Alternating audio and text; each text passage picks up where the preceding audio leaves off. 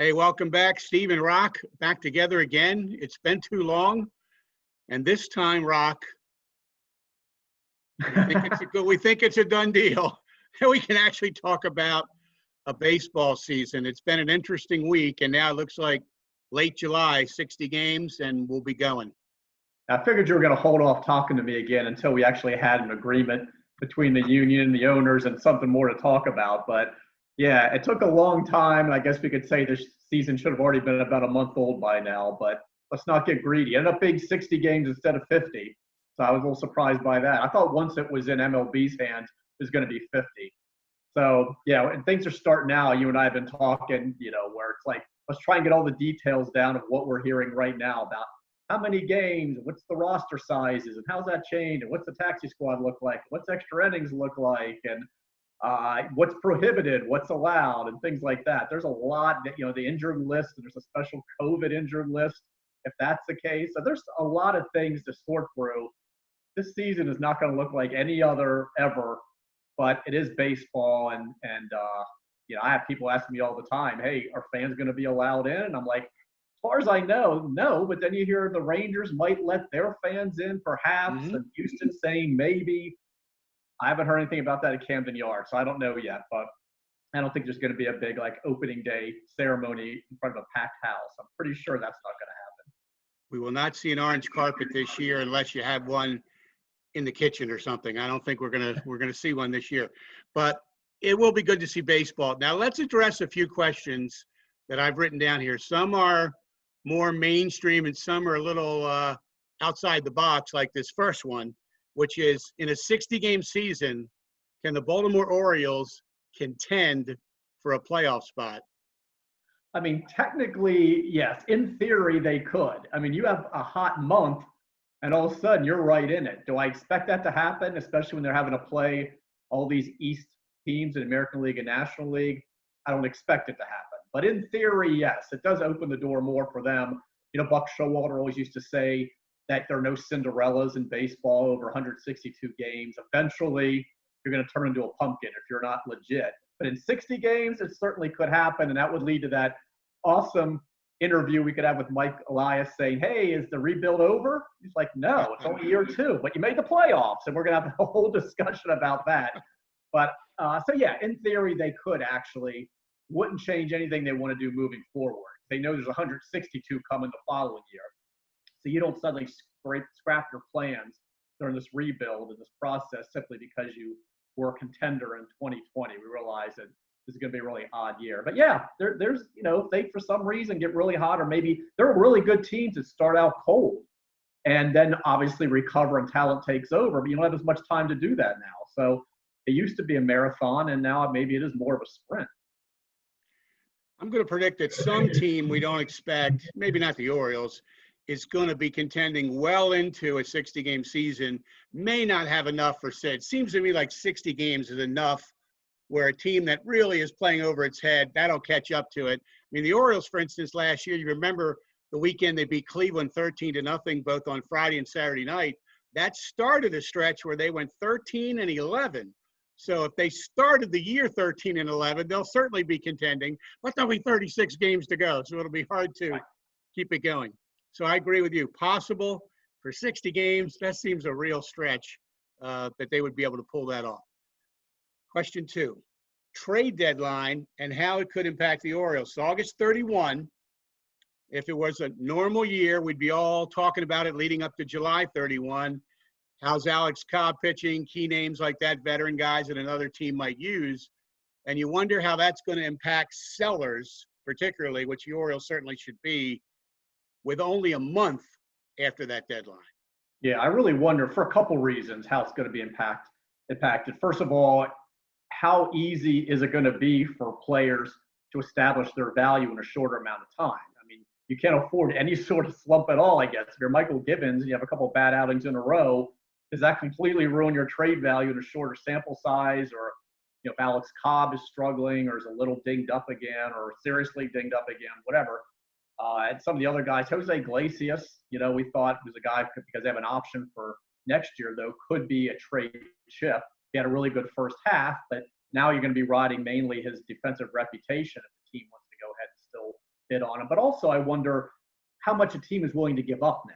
It's not just about a player establishing his value, but are teams willing in a season with all this revenue loss to take on a bigger contract as they might have done in the past in exchange for, a prospect or something like that? They may not want to take on that deal. So that could impact things as well. So it may be a lot harder for the Orioles. And this is one of the ways they're hurt by this in their rebuild effort, is they may not be able to move some of the guys, the veterans that they were hoping to, and get some of that money off the books and try and bring in more young talent for the farm system, whether it's the lower levels or whatever. It can be harder to do that now. And that's another big part of this whole rebuild. It could be a lot harder to move a Cobb, a Gibbons, a LeBlanc that they signed thinking, hey, if he's doing really well at the All-Star break, we could try to move him, Tommy Malone, guys like that. It'd be a lot harder to do that. Yeah, it will. It will, but there'll be such a small amount of money they're talking about that maybe if someone really pitches great, like Cobb starts like he did a couple years ago, got out to that great start, great finish from the second half. Maybe someone will say, hey, we're going to have him for 4 September starts and postseason. Maybe we do it. So it's going to be interesting to watch how that plays out this year. Speaking of veterans, back in spring training, if you can remember that far back, 1.0. Right. Christopher Lynn Davis in 9 games went 7 for 15 with 3 home runs. And as impressive to me, 9 walks, 3 strikeouts. And his 467, 615, 1.067 slash line is a small sample, but very impressive. Back then, mid-March, we were asking, can it carry over? Now, I guess the question is, can it carry over all these months later? And we're going to find out starting in late July. Yeah, it's impossible, as you know, to predict now how he's going to do. I mean, obviously, he's been working out at home, but that's completely different than seeing, live pitching and playing in exhibition games and going right into the regular season. So who knows how that layoff's going to impact it? Maybe not at all. Maybe it does. It's a built-in excuse for everybody, though. Anybody who struggles now can say, well, that wouldn't have happened if it wasn't for that long layoff. And maybe that's true, or maybe it's just going to be a really convenient excuse. But that was one of the things where, of all the players who are impacted by this, and obviously there are far more important things during a pandemic, people being sick and people dying. But as far as keeping it baseball related, Davis was one of the guys that was hurt the most because he so badly needed to have results in spring training. The last 4 at least, his numbers were terrible. And obviously trying to carry that over to the season. And it looked like maybe he was going to do that. And then this happened. It's like this guy cannot catch a break. It's like hitting into the shift. I mean, he's having the best spring training he's had in quite a while, and baseball shuts down. So definitely he was one of the guys who was hurt more than most with the sport being frozen. In early March, when the Orioles were on the east coast of Florida, Mike Elias joined me for one of our Orioles.com broadcasts. He was very honest because he said, hey, everything we see, we like. He's definitely more confident that this added strength and bulk made him more confident. But he was also honest to admit we have no idea if it'll carry over. Pitchers attack you so differently in the regular season than spring training, better quality pitchers. Who knows? So even a guy like smart about the game as Mike Elias admitted what you and I just do. We don't know, but it'll be fascinating to watch.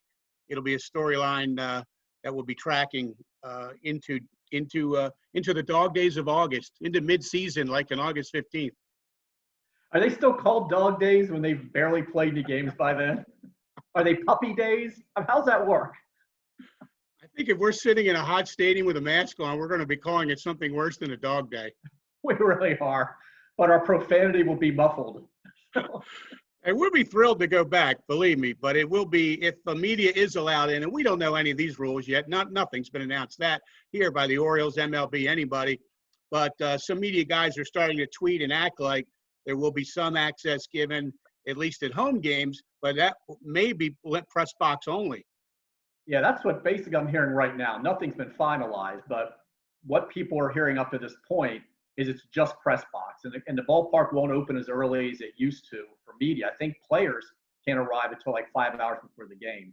Media, we used to be able to walk in there, a little after 2 o'clock maybe. We're not going to be able to do that now. And it's straight to the press box. No elevator. Luckily, Camden Yards with the stairs, it's second level. And that's park. It's a lot a lot farther up. But Oh, yes. yes, and I walked it once when the elevator wasn't working, and I thought I was going to need medical assistance. But anyway, it's going to be right to the press box with a mask, even though it's open air, and that's it. You can't roam around the ballpark, and no face-to-face interaction with players, Brandon Hyde, Michael Ice, anybody. Everything is going to be done on Zoom. So it's just a question of, do you want to go to the ballpark and sit there in a mask and watch a game live and then wait for the Zoom? And then after the last interview, you probably have about an hour to write before they close the ballpark and disinfect everything. I think there might be some people that are going to be tempted to just stay home and watch the game and cover from TV and wait for the Zoom call if you don't have any sort of advantage being there in person. But certainly, at least early on, you're going to want to be out there because it's kind of a scene-setting piece of how it's going to work out. People spaced out in the press box more so than normal. Well, I'm always spaced out in the press box. I get distracted a lot, but you know what I mean. Social distancing. And just how it's going to be, and we assume no fans, and how the game's going to look different. I mean, you're not allowed to spit anymore. It's going to be, I won't even recognize the sport. So I think it was USA today that had an article about all the health protocols. I mean, they're so thorough on this. It's said that when players are in a hotel, they're recommended to not use elevators, and because of that, they're trying to get players lower level rooms. I mean, they've just thought of everything. So we all have our fingers crossed that everybody will be healthy. Players, staff, fans, media, everybody involved in anything will get through this healthy. And we know the challenges that we're facing, the whole country is facing. And yet it seems like MLB and the players, one thing they did do well together, owners and players, is come up with a massive group of protocols. Yeah, and I mean, it's a little easier to social distance in baseball than other sports, which is how I wonder how football is going to work, basketball, hockey. Baseball, other than, play at a second base or at the plate or converging on a pop-up, you can kind of spread guys out. You can even move the umpire back. I know they'd like to move Angel Hernandez back all the way into another county, but you can move the umpires back. But, so you can do that in baseball. But still, there are going to be a lot of things that are going to be different. You're going to have to be careful. I'm sure they won't have as many people in the dugout. You have to have guys scattered kind of in the stands. Are they going to have to wear masks? I don't know. I love that everybody's reporting that fighting is like prohibited. It's never encouraged. I think the last time I checked, they don't say otherwise. Feel free to come out and throw some punches. I'm pretty sure it's discouraged anyway, whether or not there's a pandemic, but especially now. Now you're only allowed to roll your eyes or maybe send a nasty text. You cannot rush out and get in somebody's face now and throw a punch. You could rush out, get 7 feet away, and go, I'm going to get you when they let me get closer next year. Don't think we'll see a lot of that. So last thing, a lot of fans are asking both of us about young players under this unique season. And I'm guessing guys who are on the 40-man currently, like Ryan Mountcastle and Keegan Aiken, would be really surprising if we don't see them at some point, maybe for the whole thing or a lot of it. But then you have a guy like Adley, maybe he could be on the 60, but actually putting him in a game and starting the service time and all that would seem unlikely. Do you agree with both of those? All right. Now I thought, was there something about where you don't start the service clock this season, if you go ahead and make your debut? I'm still weeding through that rule. But either way, Adley's not supposed to make his major league debut this year. So I'd be surprised if he was one of the, on the road, you can take 3 taxi squad guys, but one's got to be a catcher. I would be surprised if it's Adley, because if he has to get in the game, they weren't looking for him to make his major league debut this year. But you can put him on the taxi squad to have him work out and play in, inter-squad type games wherever they're going to do that. Fortunately, they have their minor league affiliates in Maryland. You could have guys work out at Aberdeen, that spacious complex, or even Frederick or Bowie or whatever. So he could go ahead and continue his development there. Not ideal, but at least it's better than being inactive. Like, he can be in a baseball atmosphere and you can work with them and have them play in, games.